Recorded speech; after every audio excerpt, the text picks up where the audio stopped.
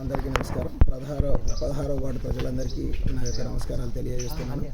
ప్రజల ఆకాంక్ష మేరకు, ప్రజల యొక్క కోరిక మేరకు ప్రజాసేవకై నేను ఇలా కౌన్సిలర్గా నిల్చుండడానికి వచ్చిన. దీనిలో ఎలాంటి రాజకీయం చేయడానికి రాలేదు. నేను ఇలా నా తక్షణ కర్తవ్యం ఏంటంటే ప్రజల యొక్క సమస్యలు తీర్చడమే నా ప్రథమ లక్ష్యంగా నేను ఇలా ముందరికి వచ్చిన. ఇవాళ నేను లీడర్ని కాదు, ప్రజాసేవకున్నని మీరు గుర్తుపెట్టుకోవాలి. గత 5 సంవత్సరాలు, గత 15 సంవత్సరాలుగా నేను రాజకీయ సుదీర్ఘ అనుభవం ఉంది. నేను తెలంగాణ ఉద్యమకారునిగా పనిచేసిన, అట్లనే ఎన్నో లాంటి దెబ్బలు తిన్నా. అట్లనే నేను విద్యాభ్యాసం కంప్లీట్ చేసుకొని ఇలా ఇండియాకి తిరిగి వచ్చిన తర్వాత ఉద్యమంలో పాల్గొన్న సమయంలో నేను ఎంతో ఉద్యమానికి ఆకర్షితున్నాయి. తెలంగాణ వచ్చే వరకు కూడా కొట్లాడినా. వచ్చినాక మాకు అద్భుతమైన అవకాశాన్ని సతీష్ కుమార్ గారు వారు బీఆర్ఎస్ పార్టీ తరఫు నుంచి మాకు అవకాశం ఇచ్చి ఆ రోజు మా నాన్నగారిని కౌన్సిలర్గా నిల్చున్నబెట్టినారు. అప్పుడు ప్రజలందరి ఆకాంక్షల మేరకు ఇవాళ మార్కెట్ అంగడి జరిగేటువంటి ఆ సీసీ రోడ్ అయినా కానీ, ఈ మా కాలనీలలో రోడ్లు ప్రతి ఒక్కటి కూడా సీసీ రోడ్లుగా మార్చడం జరిగింది. అంతకుముందు అంత దుస్థితులలో అంటే కనీసం బురదలోకి వెళ్ళి వచ్చే పరిస్థితి ఉండేది మా ఇళ్ళకి వస్తే.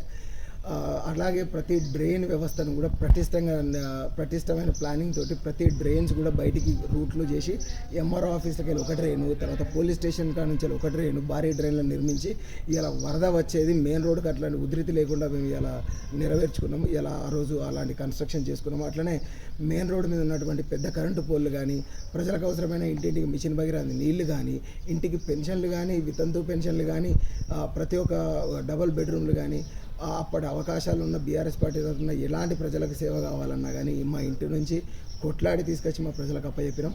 ఇవాళ ఒకటే ఒక కోరిక, ఇవాళ నేను మళ్ళీ తిరిగి రావడానికి ఒకే ఒక ప్రథమ కారణం, గత 5 సంవత్సరాలు మేము లేని బాధ ఇలా ప్రజలు అనుభవించారు. తప్పక నువ్వు రావాలి క్రాంతి, మళ్ళీ మీ కుటుంబం నుంచి ఒకరు వస్తే తప్పక మేము ఇలా మిమ్మల్ని ఆశీర్వదిస్తాం. మీరు ఇలా ప్రజలకు పనిచేసిండ్రు, మళ్ళీ మీ సేవలు మాకు అవసరం ఉన్నాయని చెప్పి ఇలా ప్రజలు నన్ను కోరడం జరిగింది. దానివల్లే నేను మళ్ళీ తిరిగి రాజకీయాలకు ఇలా కౌన్సిలర్గా నిల్చుండడానికి ముందరికి వచ్చిన.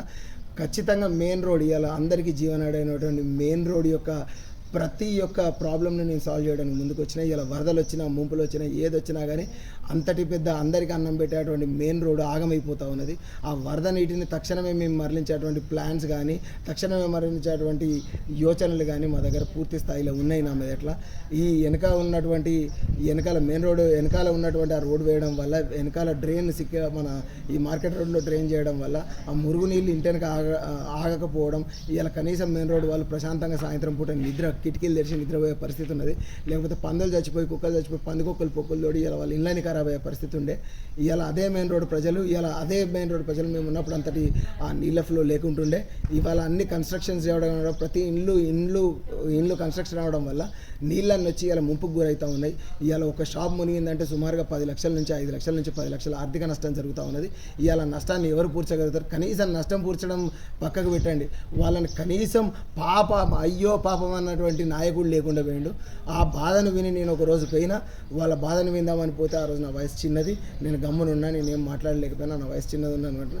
ఆ రోజు నాకు తక్షణం ఏమనిపించిందంటే ఇవాళ వయసుకు విలువ కాదు, ఖచ్చితంగా పదవి, ఏదైనా అర్హత ఉంటేనే ఇలా మనం వీళ్ళకి సేవ చేయగలుగుతాం. ఆ అర్హతను నేను సాధించుకోవాలని చెప్పి ఇలా అర్హత కోసమే ఇలా నేను ఆ ప్రజల సేవ కోసం నేను ఇలా మొదటికి వచ్చిన.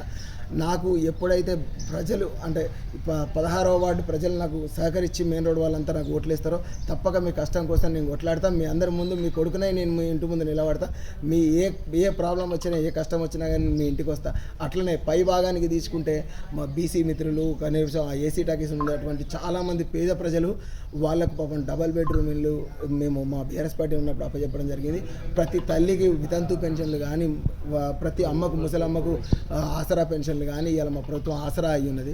ఇలా కేసీఆర్ లేక ఆడబిడ్డ కనీసం కాన్పు కంటే కేసీఆర్ కిట్ ఇచ్చే పరిస్థితి లేదు. ఒక రైతుకు యూరియా బస్తా ఇచ్చే పరిస్థితి లేదు, ఆ తల్లికి కిట్ ఇచ్చే పరిస్థితి లేదు, ముసలామెకు పెన్షన్ పెంచే పరిస్థితి లేదు. ఇవాళ తప్పకుండా ఇవాళ డబుల్ బెడ్రూమ్ ఒకరు కట్టుకుందామని పోతే ఇవాళ ఆకాశానికి ధరలంటినాయి. వాళ్ళు ఇచ్చేటువంటి 5 లక్షలు ఏ మూలకు సరిపోతలేవు. సరే 5 లక్షలు ఇస్తలేమో అని చెప్పి ఇలా పేద ప్రజలు ఇల్లు మొదలు పెట్టుకుంటే దాన్ని విడతల వారీగా విడుదల చేస్తామని చెప్పినారు. ఇవాళ పూర్తిగా కంప్లీట్ అయిన ఇళ్లకు కూడా 3 లక్షలు మాత్రమే పూర్తిగా కంప్లీట్ అయ్యి ఇళ్లకు పోయిన వాళ్ళకు కూడా 3 లక్షలు మాత్రమే వాళ్ళ అకౌంట్లలో పడ్డాయి. ఇంకా 2 లక్షలు బకాయి ఖాళీగానే ఉన్నాయి. కానీ మా కేసీఆర్ కళ ఒకటి ఉండే, ఎంతున్నా కానీ ఇల్లు కట్టాలంటే 15 లక్షలు అవుతుంది, ఇవాళ నువ్వు 5 లక్షలు 3 లక్షలు సాయం చేస్తే మిగతా 10 లక్షలు 12 లక్షలు అప్పు తెచ్చి పెట్టుకోవాలి. ఇవాళ అప్పుకు మిత్తే రోజుకు నెలకు వచ్చేసి అప్పుకు మిత్తే 15 నుంచి అప్పుకు మిత్తే నెలకు 15 నుంచి 20 వేలు అవుతుంది. ఆ 15 నుంచి 20 వేలు పెడితే వాళ్ళు పెద్ద పెద్ద బంగ్లాలలోనే నివసించవచ్చు. ఇవాళ డబుల్ బెడ్రూమ్ల ఇందిరం ఇళ్ళని ఇవాళ వాళ్ళకి ఎలాంటి కష్టం కలగదు. మళ్ళీ నా పేద ప్రజలు అప్పుల పాలు కావద్దని డబుల్ బెడ్రూమ్ ఇల్లు ఆయన పూర్తి ఖర్చుతోటి ఇలా నిర్మించి ఇచ్చిండు.